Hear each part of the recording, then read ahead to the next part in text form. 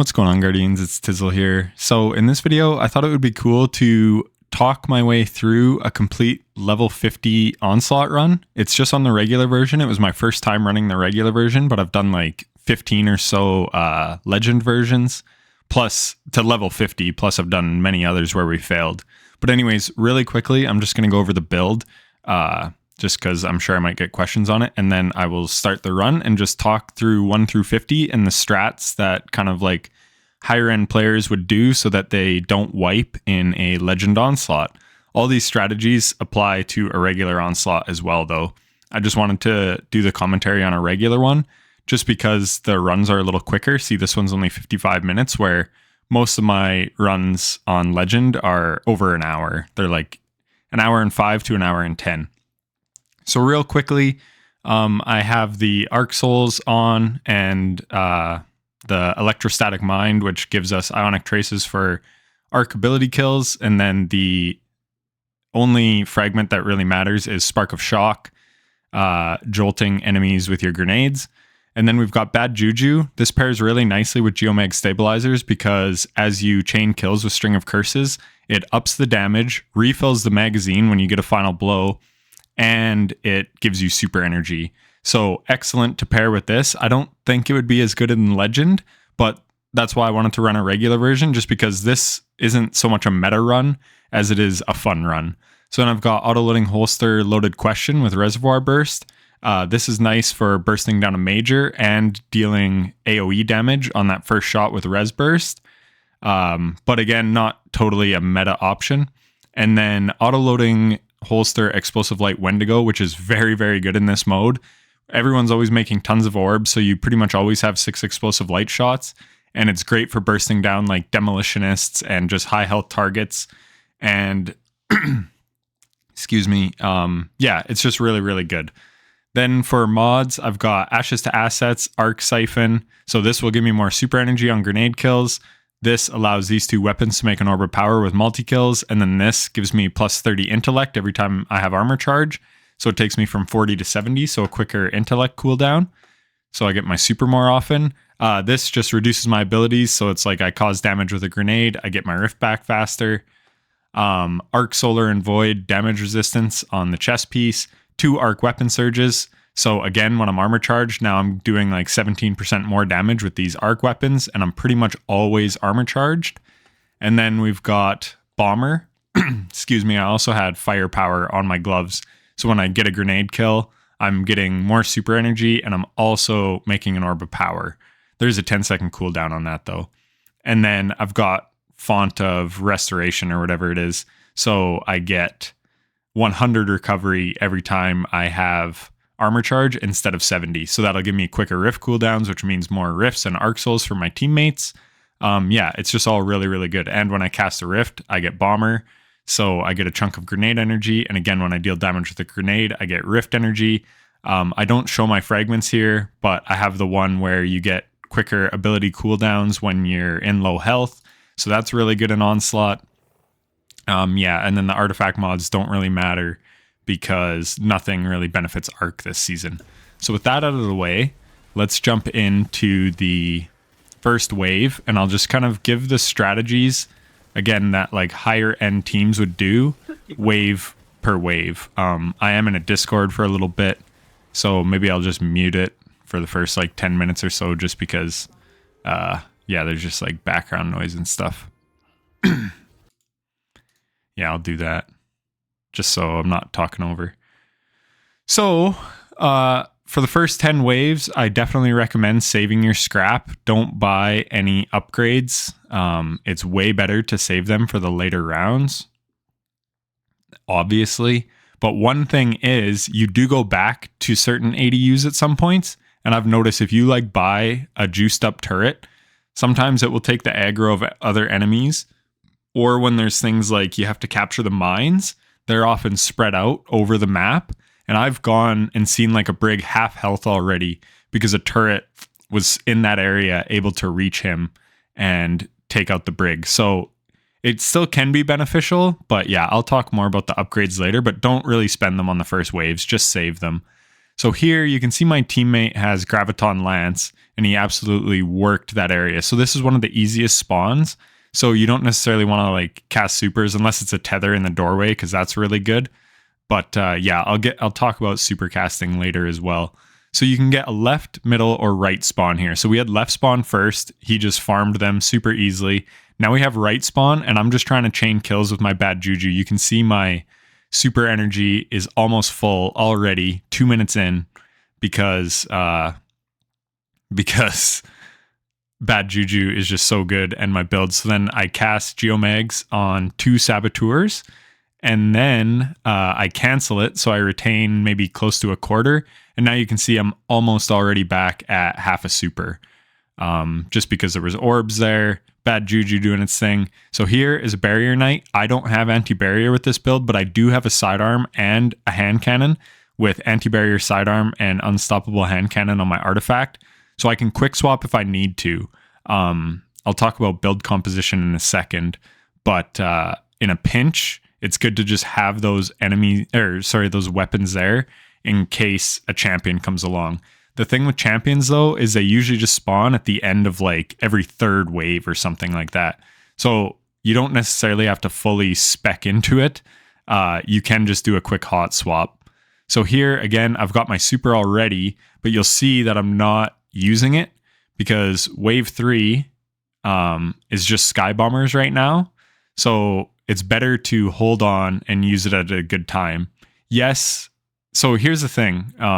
I could be spamming my super to be like, wow, look how many supers this amazing build can get. Because see, I've got so many orbs on the ground. I could have cast my super there, farmed a bit of bad juju, picked up 9 or 10 orbs, and I'm back at half a super already. And that's something I want to talk about is like orbs created and kills. Yes, part of it is useful and it means your build is good and you're slaying out, but it's not the end all be all. There's objectives in this game mode. So if someone's off capping the objective, they're not slaying out. That doesn't mean they're not helping the team. So you see all these posts on like, I'm in like some Facebook communities and it's like, oh, look at all my things. And even like YouTubers, their thumbnails or whatever, all show their amount of kills. And it's like, okay, that's great. But I mean, I could get 1,000 kills every run I want to do if all I cared about was getting kills.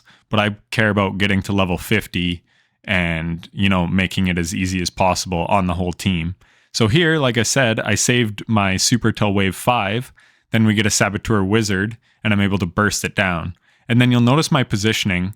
I see my other teammates are up top watching that lane. So I'm going to come over here and camp this spawn because look, a yellow bar spawns in there. There was another wizard and then I'm able to just spawn kill them. So spreading out and having everyone deal with certain spawns, and this just comes with experience and learning where the spawns is. Like 4 days after Onslaught released, I made a video talking about how unpredictable this game mode was. And there still is unpredictability in it, but after playing it for a couple weeks, like you do learn patterns. And again, that's what this video is here to do, is to help point out those patterns to help you get it clear. So anyways, we had an unstop there. Luckily, my teammate has stasis and he froze him. I was about to hot swap to my unstoppable hand cannon, but didn't have to. And now you can see I'm back to 3/4 of a super. And you'll notice I was putting arc reserves on a chest piece there. So when we go to pick up that heavy crate, I'm going to swap to that. And then I get more loaded question ammo because at base it only holds 14. And I'll get more Wendigo ammo. So I definitely recommend. And even if you have like mixed and matched. So here... if you have mix and match weapons, you can even just do 1 reserve of each to get more reserves of everything. I highly recommend that because more ammo is obviously good. So there you can see I just one-shotted all those spark hoarders with my GL. And it's because I know I have that heavy crate back there waiting for us. The crates only despawn after a purchase phase. So you're best to leave that crate there, run the spark like I'm doing. Then when we come back, we're going to grab that thing because it would despawn otherwise. So that's a terrible example because I think my teammates must have grabbed the heavy, unfortunately. But normally there would be a brick there. And I'm sure later in the run, I do showcase this. But when I play with my teammates, like people I'm actually in comms with. This was just a random match made activity. I have no comms with these guys, no build synergies, nothing.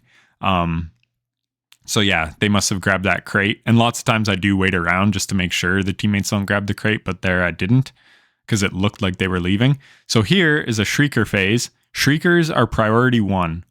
They'll mess you up, so you have to burst them down first. And now, again, I could be casting my super here and being like, and then just go back to bad juju and just farm all these acolytes, right? I could easily do that if I wanted, but I know this guy has Graviton Lance, and these first couple waves after a purchase phase are usually the easiest. So like wave 1 and wave 7 are typically very quick. Look, that wave's already over. So again, don't be popping your super just the second you get it. Save it for a good opportunity. Here, I have a yellow bar Saboteur, and I know some more ads are going to be spawning. So then I shoot it. And even there, I didn't have to burn it.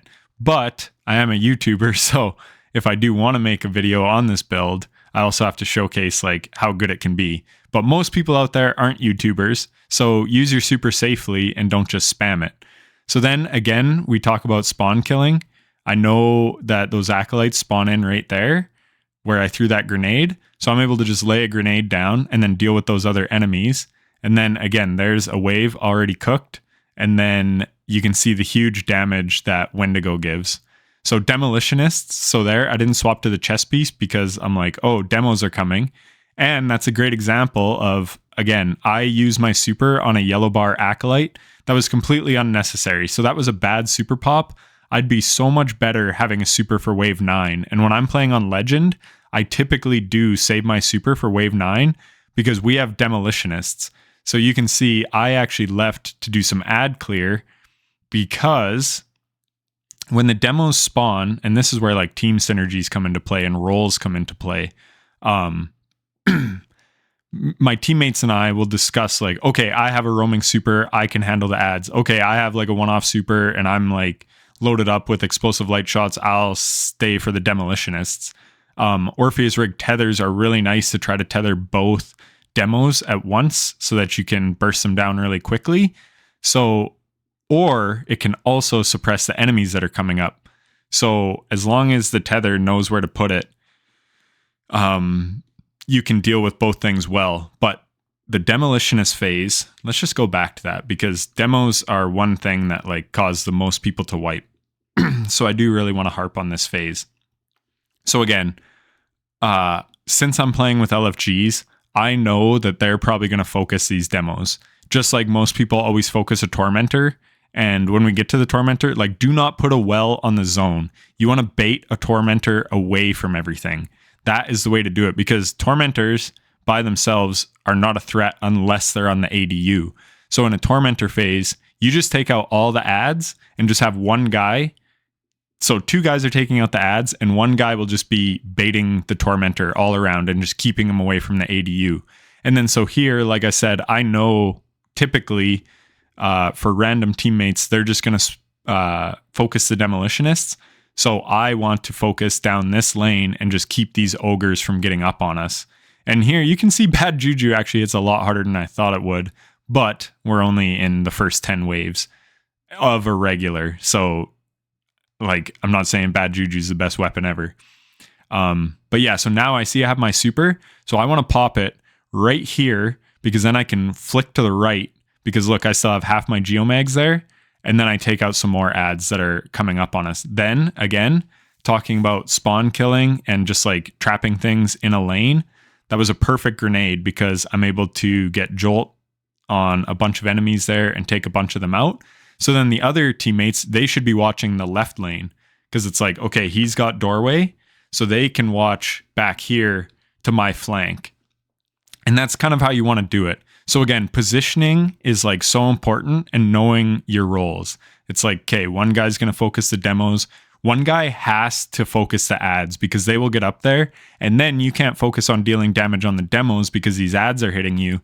So yeah, that's very, very important to kind of spread out and not have everyone do everything all at once. Everyone just do their role. And these demolitionist phases are completely fine. I've had lots of super smooth runs on like a 43 or wave 49 legend demo spawn just because I'm with competent teammates that know kind of how to handle that. And again, I've beaten Legend 50 on every single subclass, all 3 characters. So 15 runs on every single subclass, I've got to wave 50. And sometimes it's like, yeah, I'm on a Pyragale Titan, so I'll handle the demos. Sometimes I'm on a, Doomfang Pauldron Titan. I can literally kill an entire wave with my super because of how long you can make that super last. And I will try to work on a video of that build. I'm not sure when it would be out.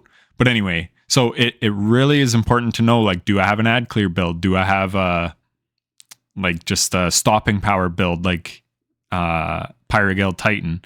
So here, this guy was super late on the tether, which was unfortunate because my super would have done 30% more damage and he could have tethered those ads, but you'll see how good it is in later runs because he does tether earlier. And then you could see my Wendigo putting in huge work. So yeah, easy boss melt. And I've got half my super because when everyone casts their super, everyone gets orbs back. And then, yeah, you can just kind of chain supers, which is another thing. So I said don't spam supers, but it also depends on like your build. And as long as you know you'll have a super for those hard waves, which the hard waves are typically waves 3 and wave 9, and then 13 and 19. So on every one that ends in 3 and 9 is a difficult phase typically. So again, don't waste it on like a wave 6 or 7 because you know wave 9's coming, and that's usually when you get a Tormentor or a Demolitionist. So here, just doing some inventory management. Again, this is only waves 10 to 20, so I'm not buying any, put the sound back on.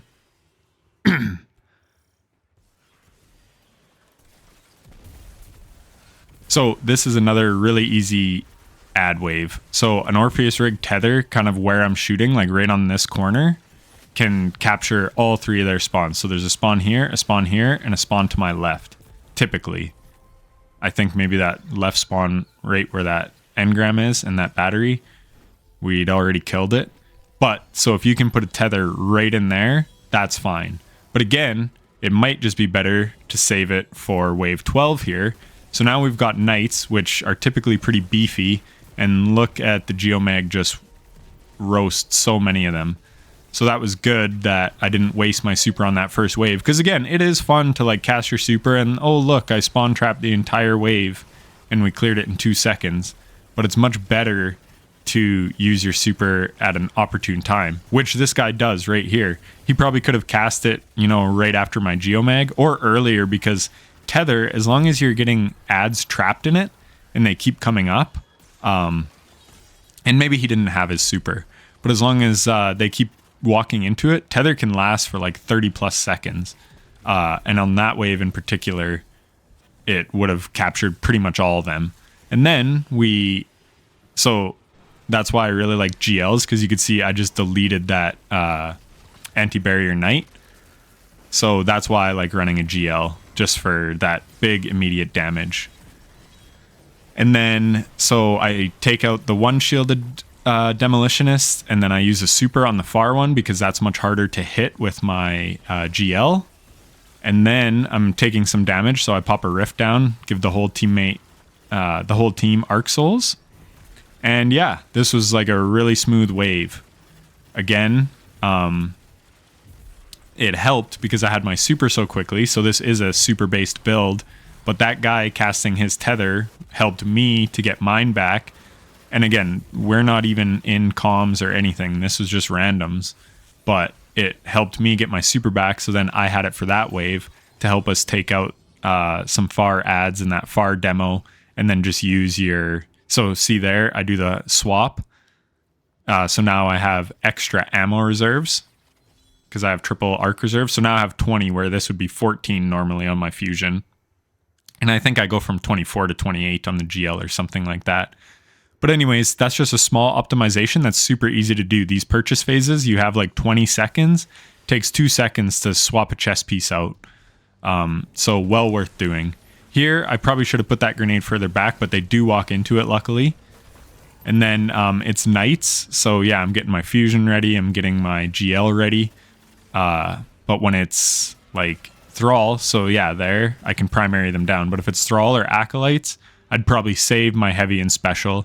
So that's another thing. Don't waste your heavy if you can help it, or special, on like those lower tier ads that you can just burst down with a primary. But on stuff like Knights, get them down quickly, because Knights and Ogres are pretty threatening, especially on Legend. They're pretty tanky and they hit hard.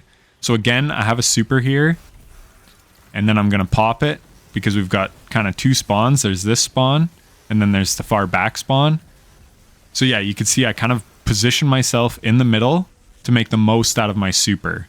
Did I need to cast a super on this wave? I mean, it didn't hurt. We had yellow bar saboteurs, so I think it was a good super pop. And now we've got Thrall, so I'm able to chain a bunch of kills, and I'm just kind of looking for red bars, because bad juju, there, I was just at 0, and I got my mag full right at the end. So yeah, I try to just find the red bars there just to get String of Curses going, and get super energy back. So there again, did I shoot the, sorry, I'm just gonna go back. I think at the start of this, yeah. So I shot these Cruxes. Those always spawn in the splinters. They always spawn in the same spot. So on this one, it's there, and then it's down this lane. So the quicker you can shoot these, the better. So now we have heavy ammo, and this was what I was talking about. Now when we do this running phase, I'm just going to spam my heavy and hope that they didn't take that crate this time around. And again, you can see how good the heavy does. Just come in here, boom, one bang. I miss. But then second shot, one bang. One bang. Now we're running the spark already. And again, I'm able to do that because I know I have a heavy brick waiting for me. If you don't have a heavy crate back there, don't necessarily do this. You can just primary them down, use some abilities, because abilities come back pretty quickly. And then, so here, I'm just showing I would farm all those enemies up. If I didn't have a super, I would just sit back and farm with my bad juju. So that's another thing. You can take your time leaving that little portal if you want. You can wait for your abilities to come back. You can wait on a super cooldown if you so wanted. So here I swap my chest piece, rally or whatever, pick up the crate, and then again, not buying. So I'm shooting that just to make sure that they picked up the crate, because you can't ping things in Destiny. So again, we've got a Shrieker phase. So I want him to open up right away, please, so I can take him out. And then again, so these Shriekers always spawn in the same spots, so I know where to look. And now it's a right side spawn. These guys were already kind of spawn killing everything. There you see Graviton Lance just doing absolute work. I waste a grenade. Just because, yeah, he's literally exploding everything. I could be doing the same with Bad Juju. Not quite as good of AoE. But once you get String of Curses going, it's going to like one-tap all those things. But see, like kind of here. But again, I don't need to because he's got Graviton Lance. But yeah, so when you're making a team, you can have, yeah, your support supers. There, he tethered just as I was getting ready to pop. So that wasn't a very good pop. But I can get half my super back. And again, part of this is me doing it for content. Trying to show like how good this super is and this build for getting your super. But you also have to play to win as well. It's like sports too. It's like, okay, well, sure, you got 40 points in a basketball game, but you shot 60 times and your team lost. Like, yeah. So here, it's an unstop. So I'm hiding so that I can swap to an unstoppable hand cannon. So there, I just kite him around. And maybe I don't even swap to the unstop because I don't know if I had it on my character yet. Yeah, I did. Okay. But I think the teammates go and stun him now. But yeah, so see, instead of me dying there and losing my explosive light shots, I know at the end of the wave, I can just run around and wait. Just play your life. So here, I don't have my super, and it's a wave 19. So this is what I was talking about. You usually want them on a wave 19. We got ogres and mines to cap. So I know some ogres are spawning back here, so we're going to take out a whole bunch of stuff with this super. So that's a really good super. And then we're just going to spawn kill some stuff. Unfortunately, I don't have a rift, otherwise I would have put it down there. But the Arc Souls also might have exploded those Thrall on top of me. So yeah, that's another thing you have to be wary of, is knowing when the exploder units are spawning, because again, depending on your build, that could completely screw you. I had a buddy who was playing Strand Titan. You have to be very cautious on Strand Titan of Curse Thralls and Exploder Shanks. So again, it just comes down to knowing the enemies in Destiny and knowing kind of like how your build works. So I'll just fast forward this bit a little bit. I didn't swap to my chest piece there, even though I should have. So that was stupid of me, because again, I could have had 4 more GL shots and like 6 more loaded question shots, but it is what it is. So here, I know he has a tether now, so now I'm waiting. So he tethers. The boss does get hit, so you can see him hitting yellow numbers, and the other guy tethered as well. So look at all the orbs right in front of us. So this is awesome. Then I go just to the corner and pop a rift so that I can try to get these reinforcements in. But in Legend, I would like die here if I pulled that shit. Look, I almost die in regular version, and we're in like the first 20 waves here.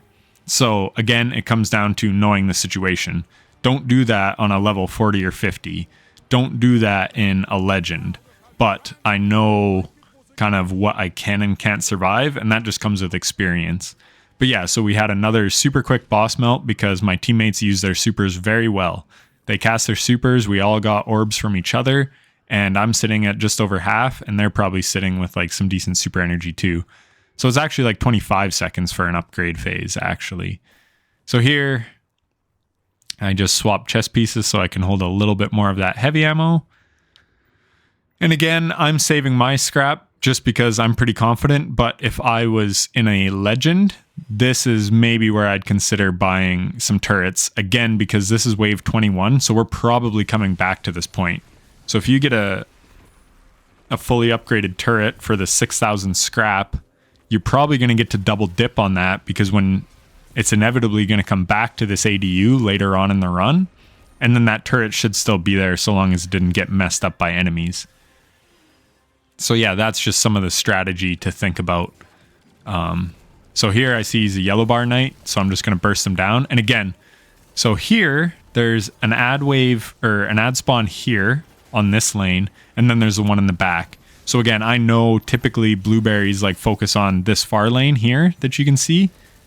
So I usually go to this one on the left just to kind of spawn kill everything. And this is a wave 22. So again, maybe not the best super pop, because 23 is always a tougher, excuse me, a tougher wave. But I did pop it, again, partly just because I'm trying to get footage. But there was also yellow bar knights, which are tanky, so it wasn't like a total waste. Here I swapped to my hand cannon, stun him because he's coming up on us.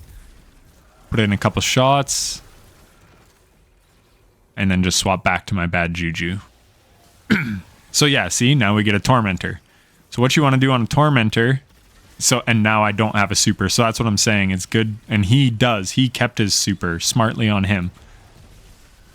So normally I would back up down that far lane and bait the Tormentor around, because I just kind of know how to handle Tormentors, but I know that blueberries typically, and again, I don't say that derogatorily, it's just these are randoms that I'm playing with.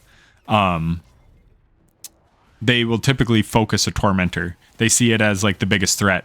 So I know that I'm going to have to take out this incoming wave of ads as best I can. So that's why I rotated to try to do some ad clear.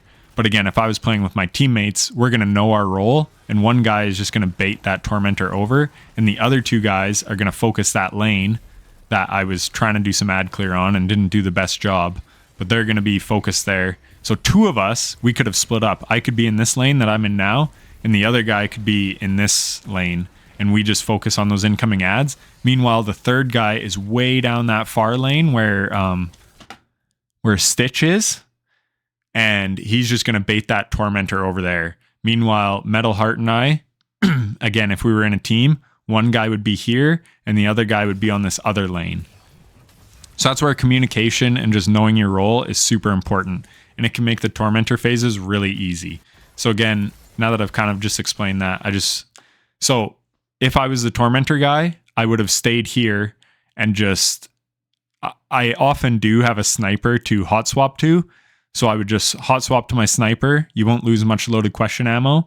And we have a brick, right? Or a crate. So you could pick that up after the fact. So hot swap to a sniper, break his crits, and just kite him over here. And you can also bring him down this alleyway. You can move him pretty much however you want to. But again, I know that the teammates, no one's kind of rotating to this lane. So that's when I take it upon myself to get down there. And the worst thing you can do, and I'm not calling this person out, but I'm using this as a teaching moment. They die. Again, you need to, and they probably died because ads also spawn around this and come down that other lane. But what you need to do is try to stay alive for these waves, because the worst thing that can happen is someone dying, because it gets everybody overwhelmed. And this wasn't the best super pop. I wasn't in a position necessarily where I'd like to have been, but I was just trying to get as many ads down as quickly as I could. And again, so now I'm kind of rotating. I don't have healing being on an arc build, so I got up on that ledge or whatever. And then, yeah, so I rotate to a safer position. And yeah, our ADU is taking damage, which sucks. But if I was trying to be a hero and take everything out and I die, that's going to be way more costly than how I rotated here to get to a safer position, so that now I can pull out my GL, just dump a bunch of shots. I'm missing like crazy. Like, I'm not doing the best job here, but my focus was staying alive, because that's another thing. There's like a psychological thing. Like, I'm pretty comfortable. I do lots of solo content. So if I'm last guardian standing, I can keep my head about me. Typically, like, I don't panic too much. But a lot of people, when they see that, they just get very panicky. And often it'll just be a wipe, because I think in regular version, I don't actually know that, but I know in legend version, if all three of you die, it's a wipe. So again, I was playing my life there, and yeah, I don't know, just kind of everything I said is hopefully valuable. So now again, I know this spawn, so I'm coming to this spot because a lot of people ignore it. And here we can see that the loaded question isn't doing as well.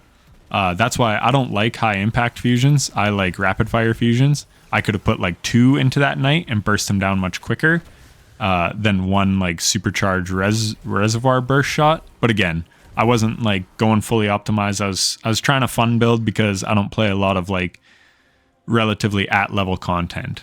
So now it's wave 25. So I know the spark running thing is next. So I'm like, yeah, I'm going to use a super here. Unfortunately, I should have waited, because now some other wizards kind of spawned. I could have waited a little bit to pop that super and probably got like a couple more orange bars in there and another yellow bar wizard in there. But I popped it a little early, but that's okay. And then here you can see I'm going to sit back. I'm taking lots of fire, so again, always know where your cover is. I launch a grenade, and then I just get to cover so that I can recover my health. And again, I'm just going to be trying to look for... Oh shit, there's an ogre, so I scramble, I find cover, quickly swap, stun him, take him out. So again, ad priority is huge. So I talked about Shriekers, how they're the priority. An unstoppable rolling up on you like that, that's priority. Not these wizards in the back. You could see my teammate here. I'll show it again. So when I see him, I'm dipping, because I know he can mess us up more than anything else. So I get to cover. My teammates are kind of trying to stand in there. He's probably trying to freeze, because the one guy's on stasis. Looks like they might have popped a panic tether there, because what would have been better is tethering up in the stairwell where all those wizards are. And if he had done it preemptively, he could have caught the ogre in that as well. So again, people do get a little panicky, where I just knew, okay, get away, find somewhere that's relatively safe. If that ogre had pushed me, I'd have probably got killed. I could have ran away to somewhere safer, but I also knew my teammates were out there. So I just kind of figured that he wasn't going to come for me. And I figured right, swap to the hand cannon, get a stun. We're all good. So yeah, that's how I handle that. Again, it's probably best to just run. Like, I could run a Hawk Moon or something, right? A different exotic hand cannon, because I know when like this is only good for Fallen, having an Overload Pulse, because there's Overload Captains. And even that, an Overload Pulse isn't the best on an Overload Captain. But when I see that it's Hive, I know that it's going to be Barrier Knights and Unstoppable Ogres. And I know my build isn't cut out for that. But if you're really trying to optimize, you're going to make your build so that you have anti-champion capability on your team. But I'm just kind of showing alternate options, that you can do.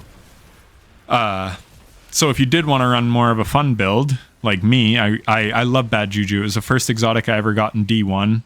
So it's always just kind of stuck with me and had a bit of a special place in my heart. So I just really wanted to make a super based build with Geomags, which is another exotic I've always loved.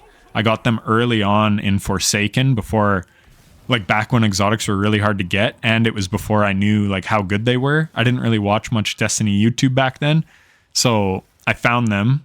Middle Tree had come out in Forsaken, Middle Tree Arc, and I just had so much fun with it. So Geomags and Bad Juju, like I said, they both kind of have a soft spot for me, and they synergize well together. So I really just wanted to run that. Again, not saying this is the most meta build. Honestly, like Sunshot goes crazy hard. Orpheus Rig Tether, also super hard. Like there's certain things you can run to absolutely shred this game mode. But this video is more about strategy than about necessarily build crafting. I do touch on like team synergy and build crafting, but yeah, I'll make other content on stuff like that, what weapons are meta and things like that. This is to strategize so that you can use more stuff you want and still be successful. Because you'll see, I only die once in this run, and I'll talk about what I did wrong and how I would not die in the future, or what I could have done differently. But yeah, that's kind of the point of this video, to help you learn the enemy spawns and what to do in certain situations, so that it doesn't matter so much what build you're running. But anyway, so here, I know the enemies spawn to my left and up those stairs. So that's why I wanted to cast a rift kind of right in the middle of all that.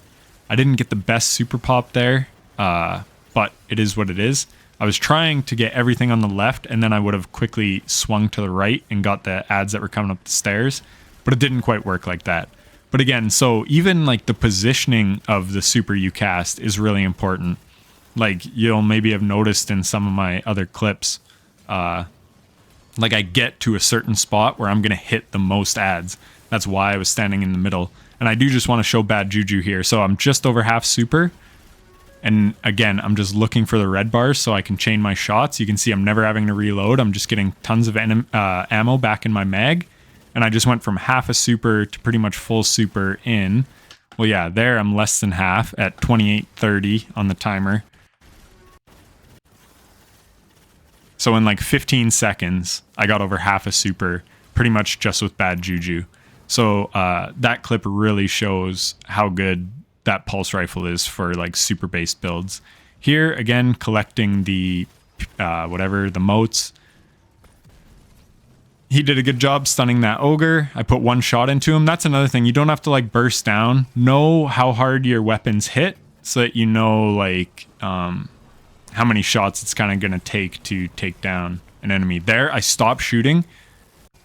I don't know if you noticed this, but my teammate got right up on me. This is another thing you don't want to do necessarily, or at least know if your teammates, because my own friends have blown me up with a GL. So I'll often tell them like, hey, I'm GL dumping, so that they know not to freaking stand in front of me. Because look, right there, it was very brief, but I just caught him on the left of my screen for like half a second. Right there, I see his gun, and I'm like, oh shit. So I stopped shooting. And anyways, I'm used to Legend, so that's why I popped my super on him. I didn't know that this guy was quite so weak. Like his shield isn't weak, but yeah, this guy's laying into him with Thunderlord. By the time I cast my super, he's practically dead. So again, that was a dumb super cast, but in Legend, that would have been a good super cast, because you want to get that Sky Bomber down quickly, and in Legend, on like a wave 29, they're going to have a lot more health. So that was just me being unfamiliar with like the health of the enemies that I'm dealing with at this level. So what I would have done is kind of just forward here so that I can see this lane and this lane, and I would have popped my super up there. But either way, that's just a learning lesson. So there, Curse Thrall, if you can just like get one down sometimes, it's going to take the whole rest of the gang out. So I put that one fusion rifle shot into them and they all blew up. And just like that, again, I have my super back. So yeah, this build is so much fun just for like getting your super back. So here I'll swap to my chest piece. That's what I was talking about. Swap back, make sure the teammates are ready. Away we go. And now that I know he has a tether, again, I'm learning too to know like what my team has. He should have put that tether, again, not calling him out, but he should have put that tether about 10 feet further. He still would have got all these enemies and he would have debuffed the Shrieker. So this is really unfortunate because the Shrieker boss, see, I'm not hitting yellow numbers.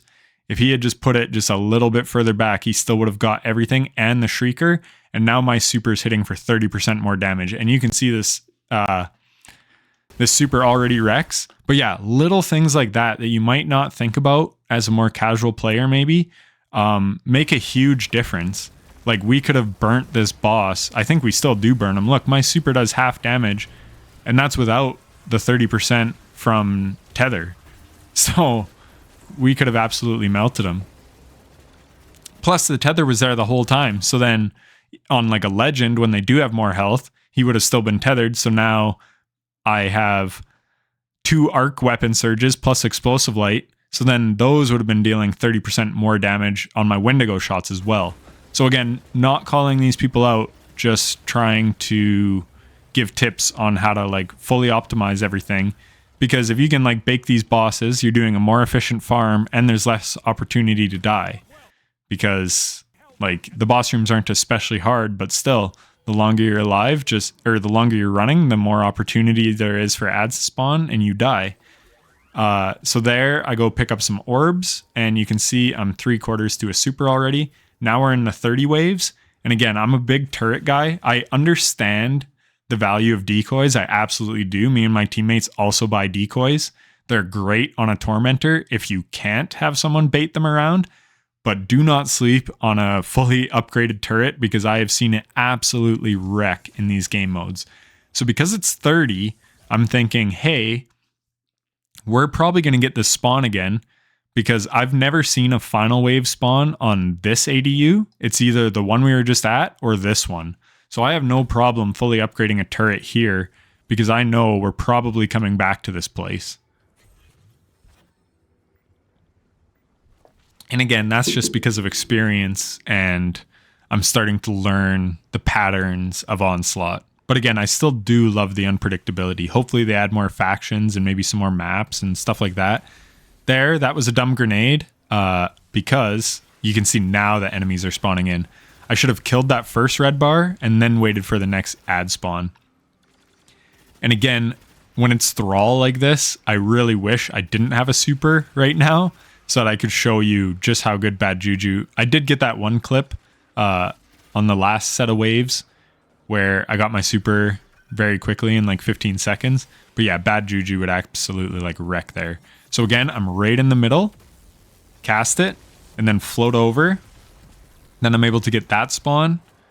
And then also, I maybe could have flicked to the right. But on controller, I know Chaos Reach is a lot harder to flick. So anyways, you could have done what I just did there though. Start in the middle and just float over so that you're getting down that lane. So that's where it's important to learn the enemy spawns because you can know where to cast your super from or where to put it. Like my buddy Time Lord, he is such a good tether placer. So there I get low. So yeah, like knowing where to put your tether is super important. And it's like there is a skill gap to all these things. So like you see a YouTube video on a build and it looks so strong and then you try it out and it's like, what the hell? Like, what am I doing wrong? There's a lot of nuance to this stuff that often maybe doesn't get explained. So it looks strong and it is strong, but if you don't know what's making it strong, then it's not going to be as good for you. And here's a little plug, but I did my subclass school for that reason, so that you can understand all the synergies. There, I screw up so bad. This pissed me off. I wanted to take out that shielded demo, but I forgot to rebuff the, like stand in this pool, this darkness pool. So I was right in casting my tether here.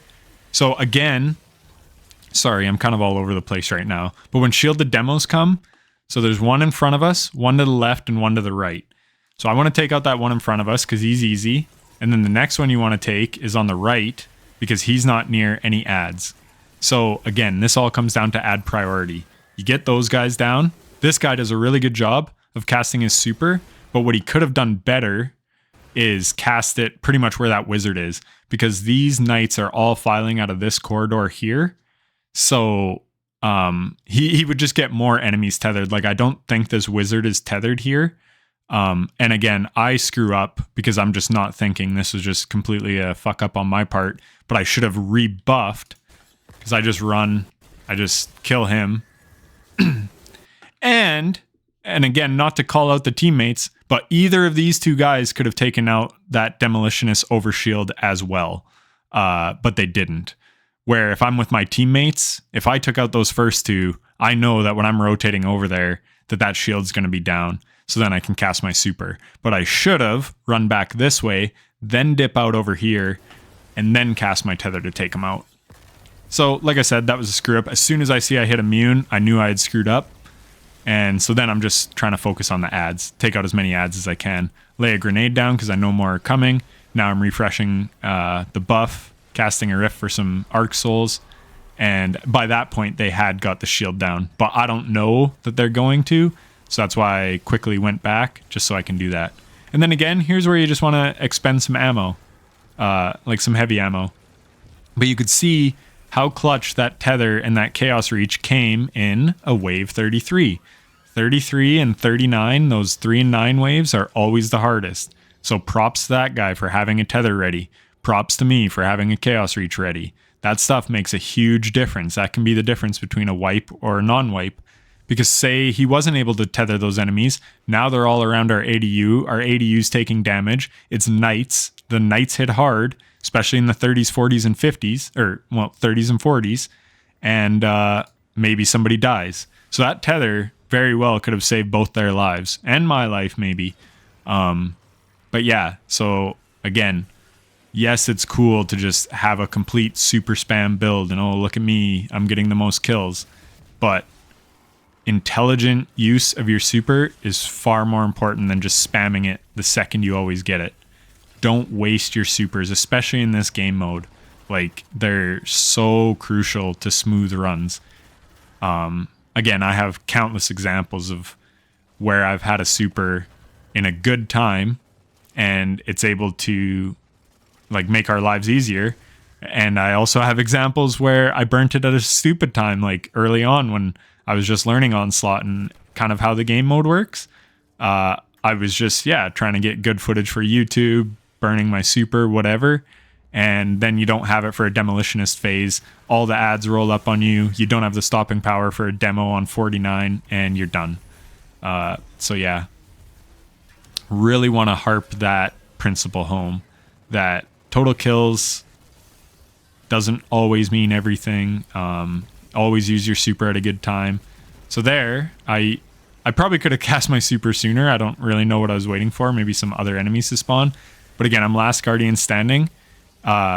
So here, let's just go back to that. So I'm not sure. Yeah, so Buddy getting burnt while he's in a finisher, which is unfortunate. But yeah, probably should have stayed behind cover. But I could have saved his life. But I was kind of waiting for enemies to spawn on the right so that I can get the most out of my super. Unfortunately, he died and the other guy died. See, you can see they're just starting to spawn in now. So that's probably what I was waiting for. Because always use this map, man. This little radar is so handy. It's going to help you so much.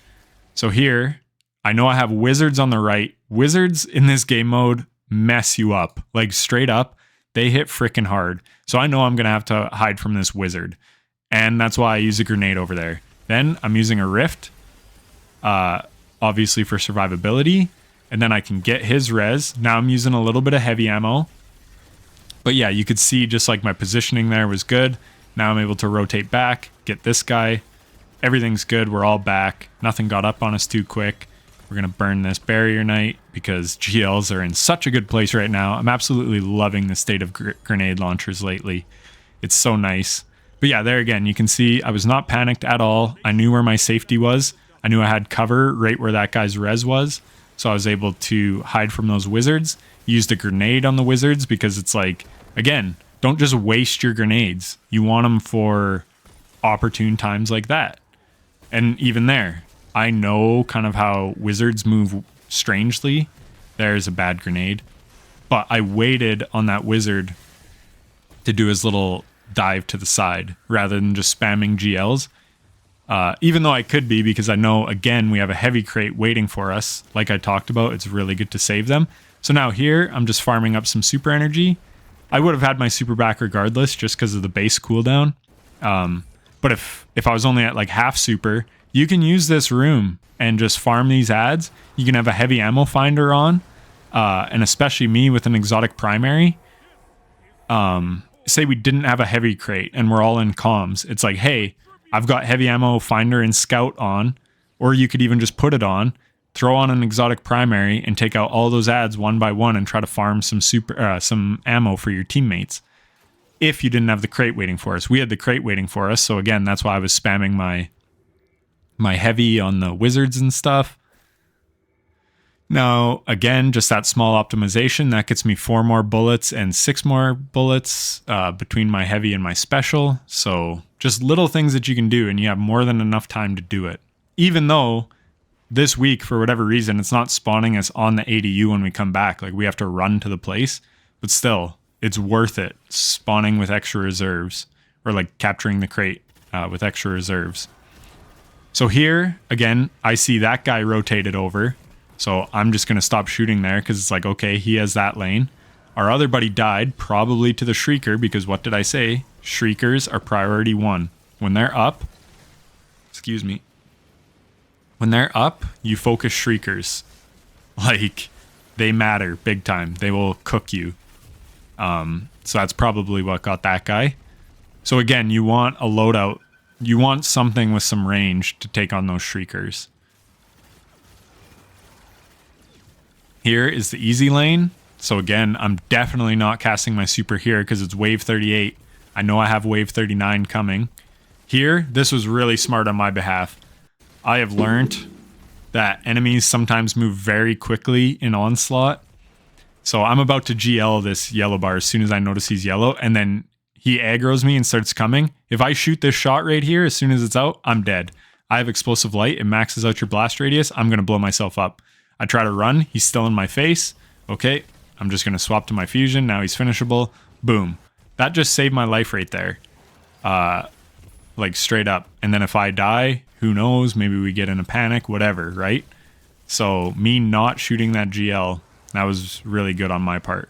Because I have blown myself up before, especially with explosive light rockets, because I'm just not used to that extra blast radius.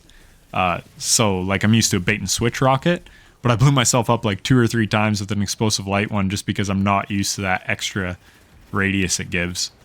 I'm used to it now, and I'll be more careful in the future. But yeah, when I was running it in one run, that was really annoying me. There, I easily could have died. Didn't notice him coming up. Again, get to cover, swap to the hand cannon. He had just froze him anyways, so I didn't need to, but still... I got lucky there. I was like 1 shot. But yeah, as soon as I saw him, I started running. I just didn't know he was rolling up. So there is a pretty good tether placement. And again, it's like, okay, so here's what I mean by kills aren't everything. Sky bombers will mess your ADU up. They bomb it from wherever they are on the field. That guy cast a shadow shot. So I'm like, okay, they have that zone locked down. I could be over there farming kills with my bad juju, taking out enemies with my chaos reach. But no, I'm not going to do that. I am going to prioritize the OBJ. So now I'm only getting 2 kills. And look, when I was talking about turrets, how they'll mess stuff up, look at his health. He was like 1 shot. I didn't even need to use a GL. I just had it out because I was expecting him to be full health. And there again, I've talked about how good GLs are in this game mode. 2 shot. Granted, Overload Grenade Launcher is on this week. I don't want to discount that. And just Explosive Light and Arc Weapon Boost. So that's like all those things working together. And that stuff matters too. I think this guy here is using Thunderlord. No offense to Thunderlord, but it hits like a wet noodle on bosses now when overcharged machine gun's off. My buddy TJ was running it last week with overload machine gun on, and we were impressed how hard it was hitting. But people just see that in like one clip and they don't understand that it's because of overload machine gun. So now they're running it this week and they're handicapping themselves because it's actually not that good. Sorry, but I mean, it's not bad, but GLs, you saw, I'm able to take out a Sky Bomber on wave 39 in 2 GL shots. And all these ogres, boom, 1 GL shot, they're dead. 2, like, yeah. So again, you don't have to run the meta. I've talked about this in this video already, but you also do have to be aware of things that can like make your build stronger. So yeah, just because Thunderlord was good last week doesn't mean it's as good this week. And then GLs are especially good this week because they were already good last week and now they're just hitting super hard.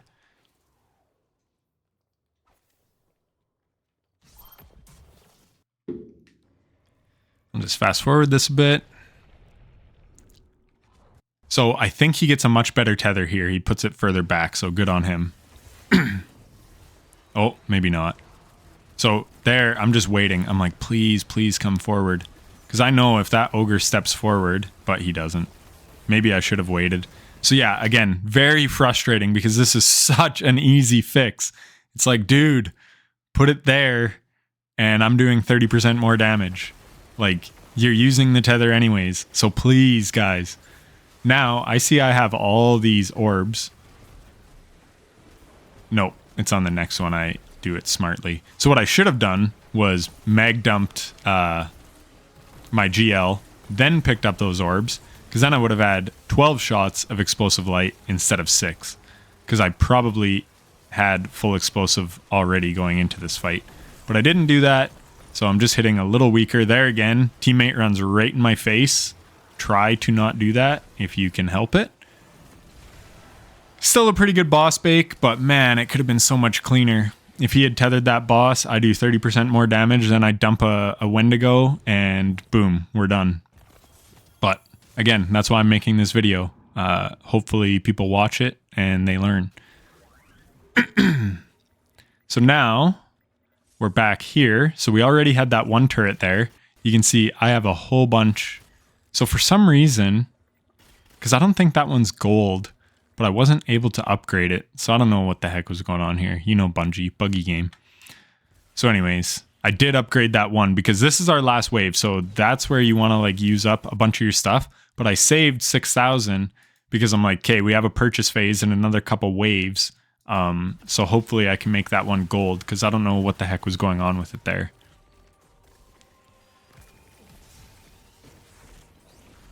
So again, I'm posting up so that I can kind of see both sides. I can see right and left. But these first waves, like a one phase, like look, one wave, like look how easy that was.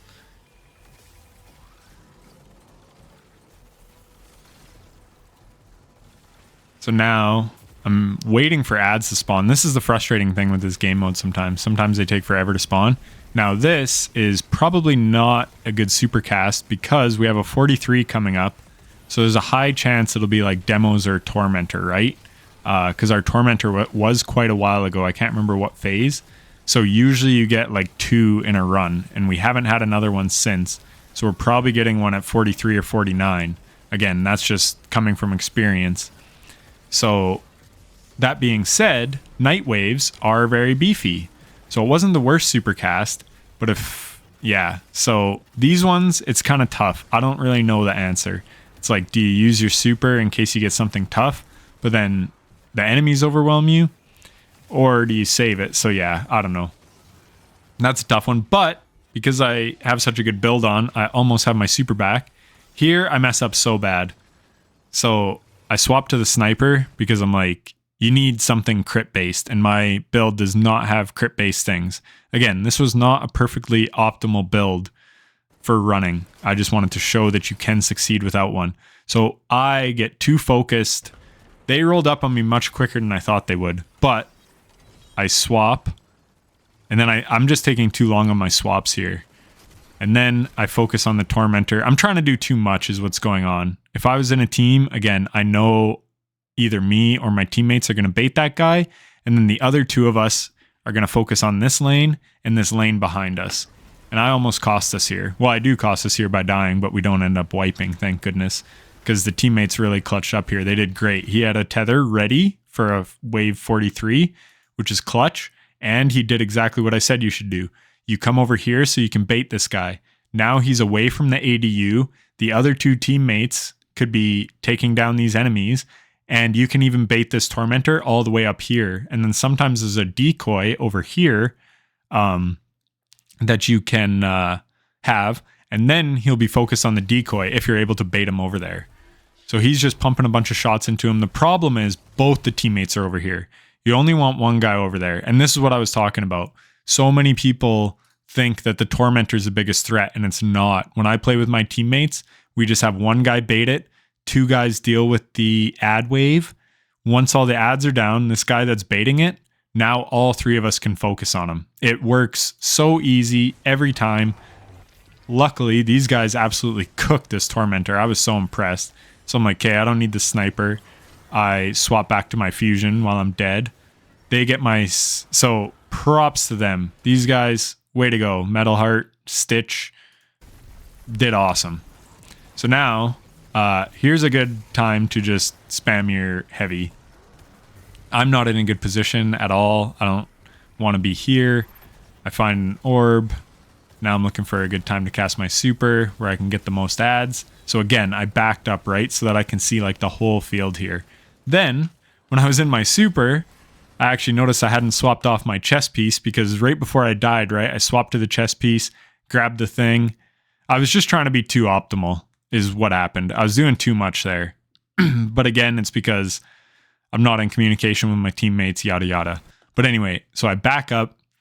I can hit all three lanes with my super here. So this is great positioning for my super. And then I notice I have the wrong chest piece on as well. So knowing your fashion is important too. So burn a ton of the ads, quickly swap, because that's actually probably what killed me. I can go back to where I died real quick. I have 83 rezel where I'm used to 100. And then the other thing is I'm used to having a super up. So I'm taking damage here. Watch when I melee. When you hit your super on PC, if you don't have your super charged, it doesn't melee. So that slowed me down. I maybe could have got to this little cubby here had I not done that melee and maybe survived it. It'd have been a long shot, to be honest. But again, I just wasn't ready for them rolling up on that lane that fast. So my mistake. I messed up. Anyways, we get the super off. We clean up the rest of the ads. Huge GGs to these guys.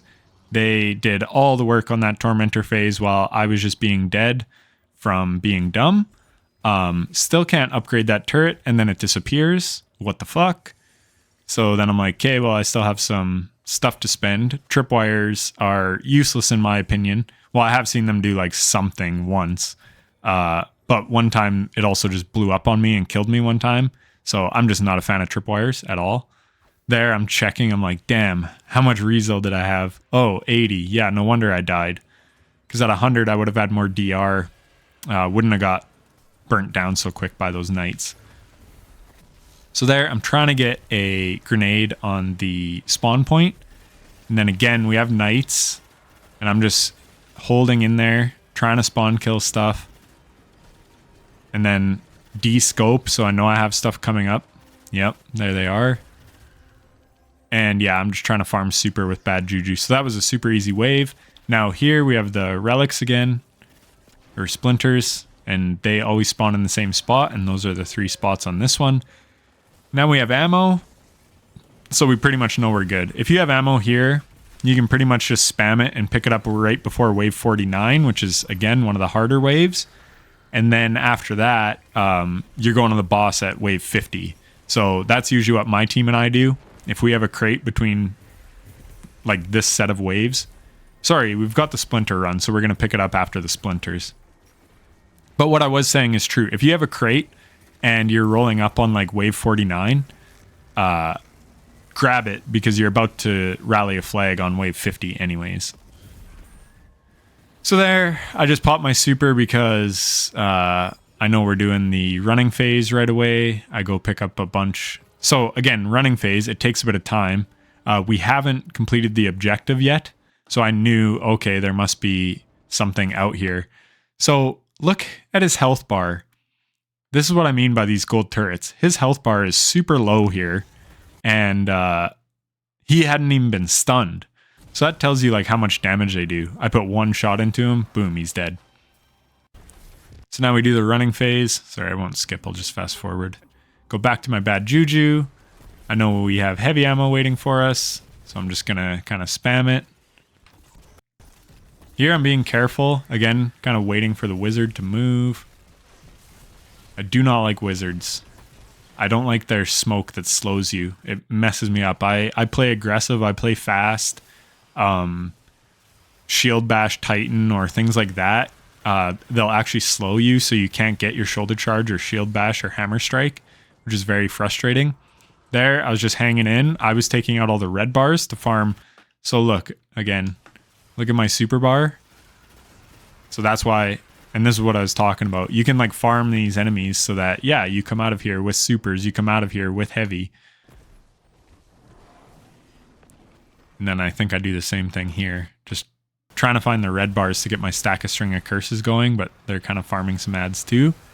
But anyways, I do get enough kills in there so that by the time the next wave is going to start, I'll be good. Here, again, at the end of a purchase phase is when you is when that crate will despawn, so you might as well grab it. I've got 4,300 scrap that I don't spend because I'm like, oh, I guess I should show the build for the video. So that's kind of where I started the video. So that was my fault. I could have bought some upgrades, but I was pretty confident we'd be fine anyways. Again, Shriekers, priority number 1, please. Please learn that.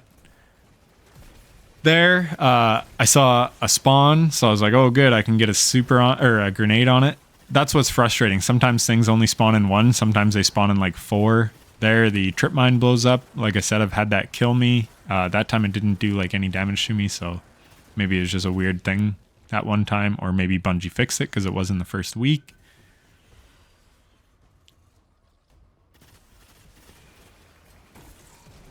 So I know we're getting close to the end, so I just decide, hey, let's just spam some heavy because I have lots of heavy and it'll just make our lives easier. So yeah, like be smart with your ammo, but also don't be afraid to use it. This I've run lots of double special loadouts. This mode dumps ammo on you, so use it smartly is what I would say. Like now that I'm on 48, even here, I'm just trying to show the power of bad juju. I could just be spamming my my GL, but I'm just trying to show like, look how good that is. And I wish I didn't have a super here because you could have seen the super regen, but just the string of curses and never having to reload and the damage it does, even on a wave 48, like we're pretty deep into this. And you could see it was still shredding. So here we get a shielded sky bomber. So I'm going to rip over there right away. And then I see a bunch of enemies. So I'm like, oh crap. So this, again, this is a learning thing for me. I see that my super doesn't do shit to his overshield. So now I know Chaos Reach is not good on overshields. So what I would do in the future there was a bunch of enemies spawning. So what I probably would have done in a legend is just back up and use my super only on the ads. But in this game mode there, I try to get the res and I pick up a battery. That's another thing that annoys me about this game mode. And yeah, I'm not playing very good here. I'm kind of scrambling. But again, it's because I'm trying to do too much. With my teammates, we would know who is on ad clear and who is going to just focus on that sky bomber and just get that shield down. And then I'd be able to like shoot them from afar. But anyways, they do get it down. So yeah, that was a bit of a scrambly wave. But let me just go back to the start of the wave. So yeah, ideally, I would have been there before those ads spawned in and cooked his overshield with my GL. And then we can just get him anytime once his overshield's down. Unfortunately, it was Curse Thrall and Ogres, so I was like, oh crap, I'm in a horrible position. That's why I popped my super. because if I didn't pop my super there, I would have died. Look, my teammate did die because I'm in the fray. So I ran in there too fast. But in an organized team, we probably lay a tether right in this lane. I wait for everything to get tethered, and he does lay a tether there, and then I kind of do that, but I would have been further back out of harm's way, and I could have popped it on my terms, not popping it to stay alive. And then I would camp this, somebody else would be on the far left, and then somebody would be watching my flank in this lane, so I can camp this hallway. He can be watching down here, and then Metalheart, he's in a great position. He's doing what he should. He's on this lane. So we've got this lane and this lane covered. But like I said, in an organized team, one guy would have my flank watching down here while I just deal with the stairwell. And then, yeah, like I said, rushed in. So that was dumb. Picked up battery. That threw me off. That always throws me off. Anytime the game does an input that I'm not expecting, it throws me off. So yeah. Anyways. We did get through it though. They melted that guy really easily. So props to them. Those guys did really good. Like I said, just that tether placement was my only complaint in the boss room. But I think he gets it on this final boss, which is great. Because I think we have a pretty good melt of this boss, if I remember. So they're ready to go again. I'm waiting so that he casts his super. I'm waiting to see. Yeah, okay. Boss is tethered. Take out those enemies. So look. Metalheart, 4 orbs. This guy, Stitch, 7 orbs. I don't know what I made. But maybe I didn't make any. Yeah, looks like I didn't make any. Oh, because I think he might have goldied, which killed all those ads. Okay, that's why I didn't make any, because I don't actually get a kill. Regardless, he uses a golden gun on a tethered boss, so that's a big chunk of health right away. Now I'm geomagging, I'm not missing any. So look, just off the rip, we have over 2/3 health done, and all these orbs. So this was what I was talking about earlier with like using my orbs smartly. I don't there, because I roll up and grab them all, and I probably had explosive light from before, I don't know. But anyway, I left a few on the ground, so then I quickly go grab them. Now I'm almost back up to full super. Hit him with a grenade, get in his face. I'm just trying to deal some damage so that I can get my super again. But he's a very aggro boss, so I'm making sure that I'm not too close, that I'm going to blow myself up with my GL. So as you deal damage, that's how you get super energy, right? So that was kind of my whole priority on this. Was I wanted to grab those orbs so that I could hopefully chain a super. And that's pretty much what I end up doing. I get a shit ton there. Dump my explosive light while he's tethered. Like, this is awesome. Huge damage. Look at the chunks. Just watch the health bar here. This is tethered with 6 explosive light and double arc surge. And overload GL. Look at the freaking damage, man. Huge. Then I get all the rest of the orbs. So I'm close to my super. Get a grenade, deal some damage, pick up another orb that was to my left there. And then, yeah, my priority is just to get my super back, because then I know we'll just melt him. So there I do. Then I took a bit of damage. I knew I was close to being out of my explosive light shots. And then I just cast my super again. Over. Like, that is a quick boss melt. And then there you can see, complete the 5th wave. So that was my first normal difficulty run. I figured I should do one just in case there's any differences. And if you're still watching, are you interested in builds from me that are good in regular Onslaught? Or would you rather me just stick to ones that are viable in Legend? Because like I said, like, this is a super fun build, clearly very good in regular, but I don't think, and I haven't tested it, I could be wrong, but like, I wouldn't use this loaded question again, I don't think. But I would use the Wendigo, but like Bad Juju, I don't know how it would perform. I don't think it would do as well as it did, but maybe it would. But if it didn't, it's like, okay, this is still a great build for regular Onslaught. It's just not the meta, like, you know?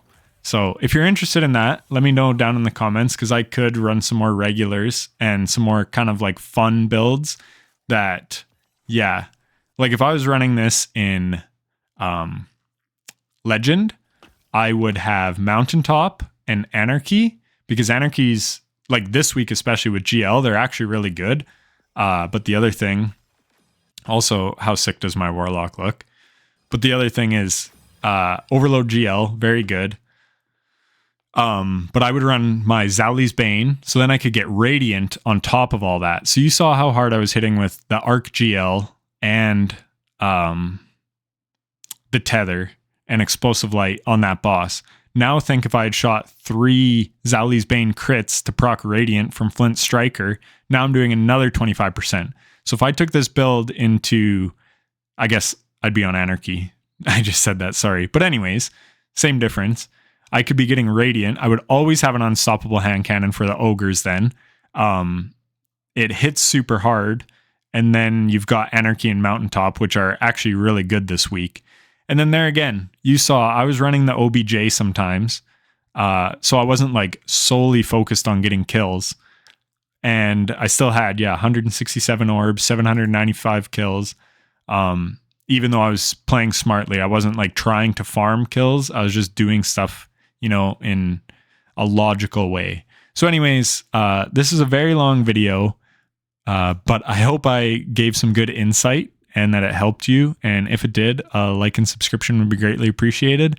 And like I said, let me know down in the comments if you want to see some lower end gameplay, because obviously I solo GMs, I do solo dungeons and all those things. And I mean, dungeons, well, I'm not going to say whether they're easy or not, because that's subjective, but it's like the enemies aren't as threatening in dungeons as they are in like Grandmasters and stuff, obviously. So certain builds work really good there than they do here. Another build I've been loving is Shards of Galanor Hunter, and I actually did beat a legend with it, but it would play so much better in a regular. Like, I could make that build absolutely shine. So yeah, let me know if you're interested in seeing videos in this little lower end content that they would be very, very strong in regular Onslaught, and they'd still be viable in Legend Onslaught. It's just, I'm not going to take bad juju into Legend. I would take Anarchy Mountaintop with a solar hand cannon. It would just make our lives that much easier. I don't want to be a detriment when I run. But yeah, this was no comms. These guys look like they were probably together, given that they're in the same clan. And then sub 1 hour. So yeah, it was a very smooth run. And like I said, I hope you enjoyed and learned something. Thanks for watching. Take care.